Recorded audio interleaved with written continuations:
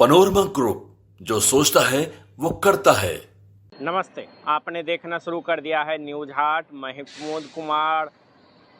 आज की हम जो है मुख्य खबरें हैं वो सबसे पहले बता देते हैं कि आखिर अरविंद केजरीवाल दिल्ली छोड़कर पंजाब क्यों जाना चाहते हैं। चूँकि अरविंद केजरीवाल नई दिल्ली सीट से चुनाव लड़े थे और यहाँ से वो जिस तरीके से हारे हैं उसके बाद से लगातार वो मीडिया से दूरी बनाए हुए हैं। कहा जा रहा है कि अरविंद केजरीवाल अब राजनीतिक विरासत बचाने के लिए अब नई जगह तलाश रहे हैं। चूँकि अरविंद केजरीवाल की जिस तरीके से हार हुई उसके बाद से वो मीडिया से दूरी बनाए हुए हैं।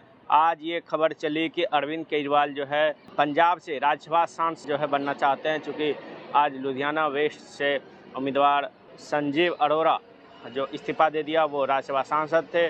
उन्होंने आज जो है लुधियाना वेस्ट से उपचुनाव लड़ने की घोषणा की। उसके बाद से लगातार अटकलें लगाई जा रही कि अरविंद केजरीवाल अब जो है राज्यसभा जाना चाह रहे हैं। चूँकि उनका अभी कोई आवास और ठिकाना दिल्ली में है नहीं। जिस तरीके से अब वो वहाँ से राज्यसभा सांसद चुने उसके बाद से वो यहाँ रह भी रहे हैं, तो कहीं ना कहीं अरविंद केजरीवाल यहाँ से अब पंजाब की ओर रुख कर रहे हैं। लगातार पंजाब में अपनी सरकार को बचाने की कवायद भी लगातार तेज कर दी है। और कहा यह जा रहा है कि मनीष सिसोदिया भी हफ्ते भर से ऊपर पंजाब में अपना डेरा डाले हुए है। चूँकि मनीष सिसोदिया भी जंगपुरा से चुनाव हारे हैं, वो भी पंजाब की ओर जो है लगातार जा रहे हैं, पंजाब जा रहे हैं। और वहाँ लगातार कहा जा रहा है कि मनीष सिसोदिया भी वहाँ से राज्यसभा सांसद जो है बन के पार्लियामेंट जा सकते हैं। तो कहा जा सकता है कि अरविंद केजरीवाल जो है नई राह तलाशने की कोशिश कर रहे हैं। चूँकि अभी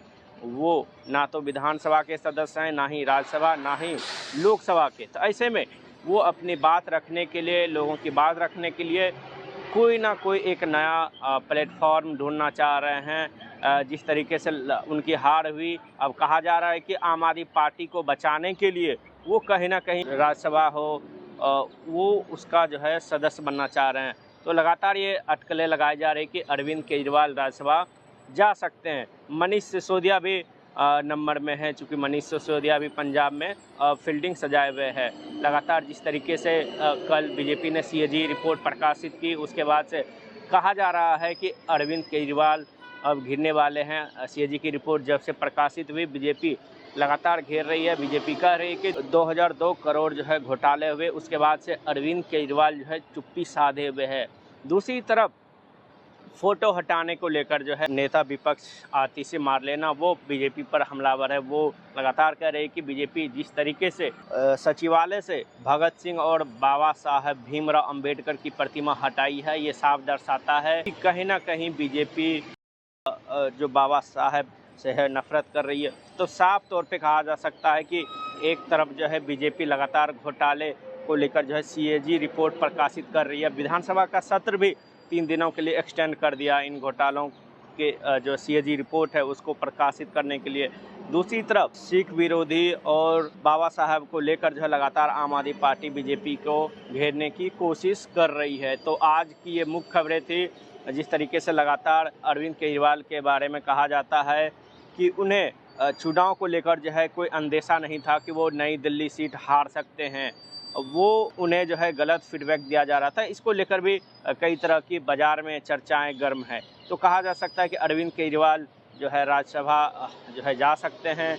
जो सीटें खाली करवाई गई है वहाँ से संजीव अरोड़ा जो वेस्ट लुधियाना से चुनाव लड़ेंगे, उसके बाद से वो विधायक चुने जाएंगे। ये तो चुनाव के बाद ही पता चलेगा, लेकिन एक सीट खाली होगा राज्यसभा के लिए, वहाँ से अरविंद केजरीवाल राज्यसभा जा सकते हैं। चूँकि राज्यसभा में पहले ही आम आदमी पार्टी के नेता के तौर पे संजय सिंह राज्यसभा में, ये भी अटकलें लगाई जा रही है कि यदि राज्यसभा अरविंद केजरीवाल जाते हैं फिर संजय सिंह का क्या होगा। संजय सिंह भी लगातार मुखर होकर बीजेपी पर हमला करती रही है।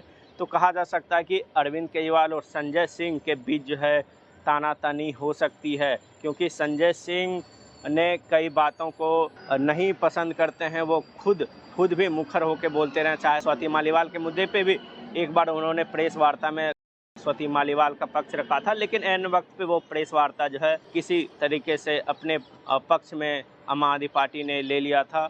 तो साफ तौर पे कह सकते हैं कि आम आदमी पार्टी के जो राज्यसभा सांसद है संजय सिंह और अरविंद केजरीवाल, दोनों जो आम आदमी पार्टी के बड़े नेता है, एक सदन में दिखने वाले हैं। और दूसरी सबसे बड़ी खबर बिहार से है। बिहार में जिस तरीके से मंत्रिमंडल का विस्तार हुआ, जेपी नड्डा का 3 दिवसीय बिहार प्रवास हुआ, उसके बाद से कयास लगाए जा रहे थे कि बिहार में कुछ बड़ा होने वाला है। चूँकि बिहार विधानसभा चुनाव जो है अक्टूबर नवंबर में होने हैं, ऐसे में जो है मंत्रिमंडल का विस्तार जो होना साफ दर्शाता है कि जो जातीय समीकरण है उसको साधा गया।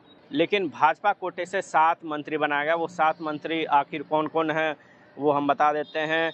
अमनौर से विधायक कृष्ण मंटू ये भी मंत्री बने हैं। दरभंगा से विधायक हैं संजय सरावगी, वो भी मंत्री बनाए हैं।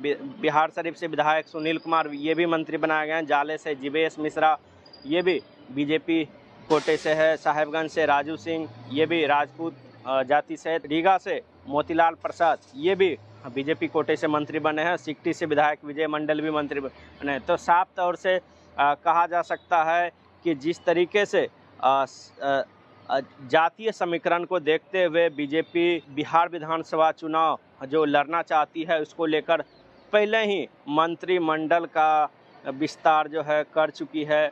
आपको ये भी बता दें कि जीवेश मिश्रा भूमियार जाति से आते हैं, राजू सिंह राजपूत जाति से आते हैं, मोतीलाल प्रसाद वैश्य जाति से, और संजय सारंगी जो है वैश्य जाति से, कविता पासवान दलित, विजय मंडल केवट और कृष्ण कुमार पटेल कुर्मी, और बिहार सरकार में ये लोग जो है मंत्री बनाए गए हैं। तो जाहिर तौर पे ये कहा जा सकता है कि जिस तरीके से बिहार विधानसभा चुनाव को लेकर पार्टियां एक्टिव है, तो साफ तौर पे कह सकते हैं कि कहीं ना कहीं लगातार ये कोशिश की जा रही है। बिहार विधानसभा चुनाव जो है बीजेपी कैसे जीते, नीतीश कुमार के नेतृत्व में। पहले ही नीतीश कुमार के बेटे निशांत कुमार ने साफ कहा है, हमारे जो पिताजी हैं नीतीश कुमार, वो जिन मुद्दों को लेकर लोगों के बीच गए हैं, 19 साल में जो उन्होंने काम किया है, साफ तौर पे वो लोगों के बीच जाएंगे, बताएंगे कि हमारे पिताजी का जो काम हुआ है वो कहीं ना कहीं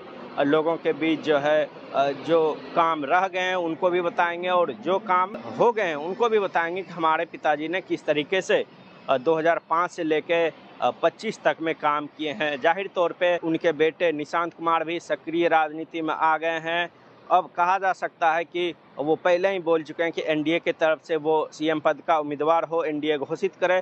तो लगातार जो है बिहार विधानसभा चुनाव को देखते हुए बिहार में लगातार जो है मंत्रिमंडल का विस्तार हुआ। तो साफ तौर पे कहा जा सकता है कि बीजेपी अब बिहार विधानसभा चुनाव को लेकर जो है अब पूरी तैयारी कर चुकी है।